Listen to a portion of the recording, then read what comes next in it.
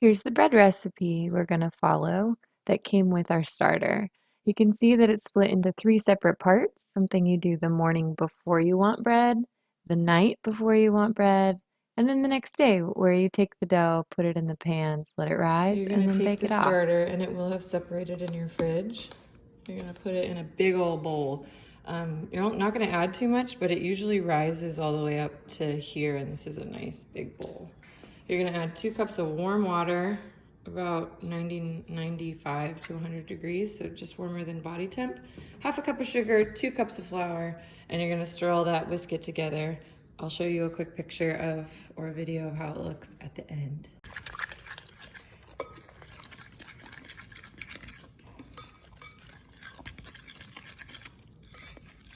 You could use a whisk. I'm just using the fork that I used.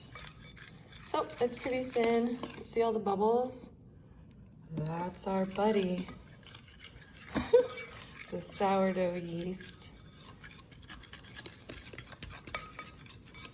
And the recipe says you can use bread flour. I've been just using this guy from Costco, just all-purpose white. Yeah, I'll send you the recipe and I'll keep shooting some progress shots throughout the day. Okay, so this is pretty well mixed, kind of lumpy like pancake batter. You just throw a towel over it. You want to do this process first thing in the morning. So it's just before 7 a.m. I'm doing it now. And then we're gonna make the dough at the end of the day, just before bed. And that's gonna sit out overnight too. So it's a slow process, but it's kind of nice because you're just spending 3 minutes in the morning, 10 minutes at night, and then you're making dough the next morning. Here we go. So after sitting all day on the counter, I was wrong, it doesn't rise all the way to the top, but it does end up being very bubbly and a lot thicker than what it was like this morning when you first whisked it all together. Your very first step is to remove 1 cup of the starter and put it in something that will live in your fridge until you are ready to make dough again. In this case, I want to save 1 starter for myself and save a starter for a friend. So I took out 2 cups, one here, one here. I'm going to give this one to a friend. I'm going to keep this one in my fridge for next loaf. Whatever is left to that, I'm going to add half a cup of oil, 4 teaspoons of salt, and 3 cups of water, and then enough flour to make a dough, which usually ends up being close to 8 cups of flour. Now, if I wasn't giving away a cup of starter to a friend, I still would add the same amount. We've tried it with less starter, with more starter, and the bread still works out. So if you wanted to just have your starter less 2 cups, you could use, you could make more than 1 batch of dough or something else. Okay, I added all my liquids and a ton of flour until I was stirring, and it's sort of resembling a dough now.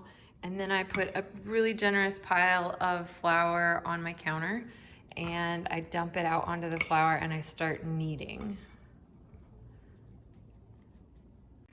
Okay, it's looking a bit more like dough. The way you want to knead is to pull it back, push it away, do it 2 or 3 times on a side, and then fold back in and rotate. So I recommend you have what I lovingly call a flour buddy. So you can say, hey buddy, my hands are covered in dough. Can you add some more flour to this? Because what you're gonna find is it'll start feeling good. Oh good, it's like dough. It's not so sticky anymore. And then it rehydrates itself and it gets really sticky again. So this is gonna need more dough.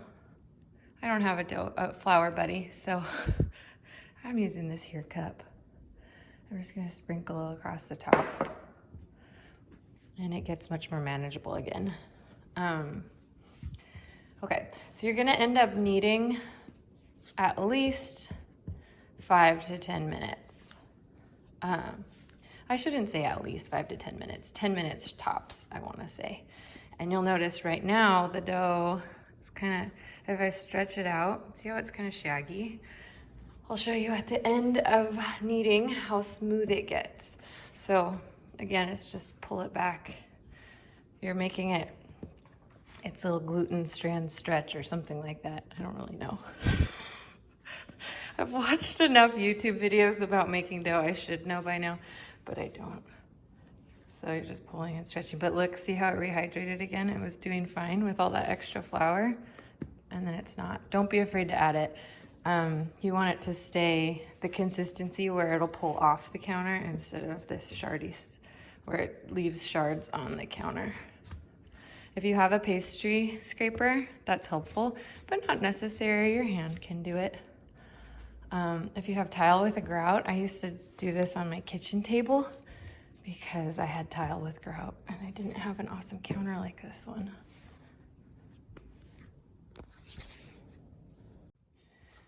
Okay, I've added flour probably 5 or 6 times.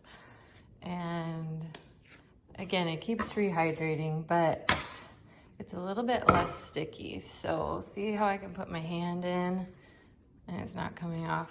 My hands are clean because I washed both the bowl. I sprayed it with Pam.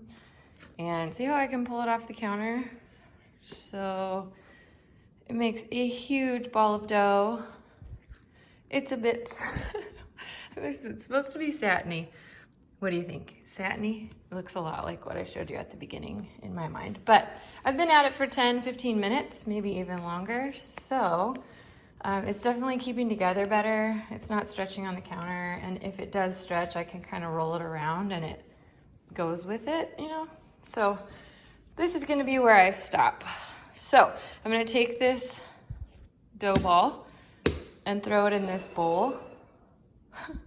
Sometimes I think we split it across 2 bowls. I'll show you in the morning what this recipe, so with -2 cups of starter, plus 3 cups of water, half a cup of oil, 4 teaspoons of salt, and a ton of flour.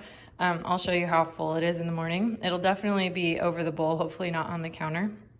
And then so this is gonna rise all night long, and then we're gonna form our loaves in the morning and bake off after an hour of them proofing in the pans. So more to come. I'm gonna cover this and I'm gonna put those in the fridge.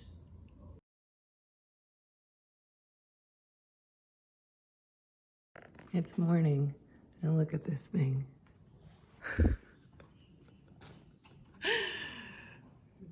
So yes, the answer was yes, I needed a bigger bowl.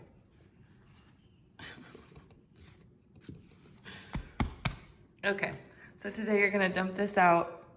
You're gonna split it into sections. You wanna roll it out, then roll them into a tube and have them be maybe half or a little more than half of the pan. So I'll show you about what size that means for my pans and what they should look like once they're filling the pan. And then anything that's left, I usually just leave in the fridge for pizza dough. And I leave it in the fridge all week. And then whatever day we want to make pizza dough, I set it out till it's room temp. And then I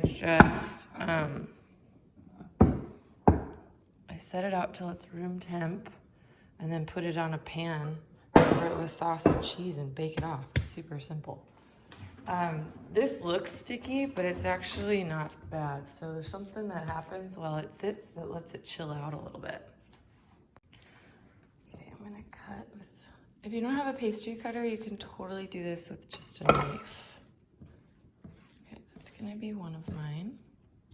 I think that'll be the small one. And then this is a small one too.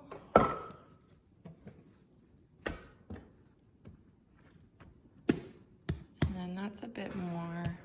I'm gonna just make that work for my big one. Okay, you use a rolling pin to roll it out till it's about 1 inch thick. And then you roll it either away from you or towards you, and as tight as you can. Like that, to form a loaf, and then you put it inside the greased pans. Okay, here they are. This is too full, so you're gonna see once this rises, it's gonna be 1 inch above the edge of the pan. This one's just right, and see how smooth that is?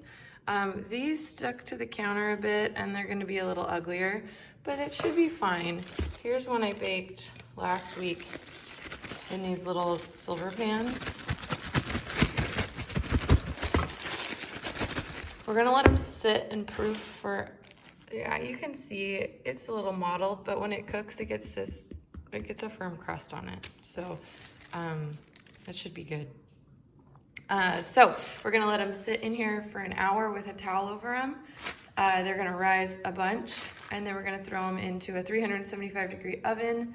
If you have mine has a bread setting, so I add water and it steam bakes. If you don't have that, not a big deal. And it cooks for about 40 minutes.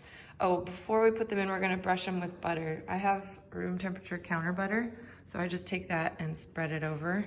I'll show you what that looks like. So we're gonna let these sit for an hour. It's been an hour, and there they are. So now I'm gonna take my soft butter and rub it over the top.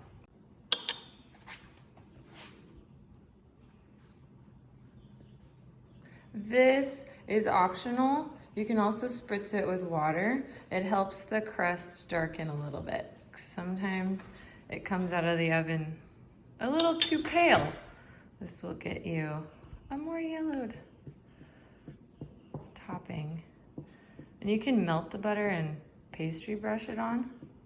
It'd probably equate to a little less butter going on compared to spreading. Although this is so melted, it's so warm right now that I'm probably gonna get away with 2 tablespoons being enough for all 3 loaves. Oops, a little piece of dough came off. Okay, so that's it, and then it goes into the oven for about 40 minutes. I'll show you what coloring you want and how hard the tops are. And we've got bread for the week. These, I try to store them out. Fresh bread, my fresh bread, I haven't had any problems with mold, even for bread that's sat out on the counter for more than a week. And it's pretty humid here. So I wanna say that it lasts for at least a week out, and that keeps it nice and soft. This one, I keep bread bags from the store, and I froze this in the freezer, and then I just set it out on my counter to thaw. Usually we'll keep thawed bread in the fridge because it has the water on the outside from the freezing and thawing. But that's how we store it, usually on the counter for the one that we're using this week, and then freezer for anything we're not gonna use this week. Okay, I took these out of the oven.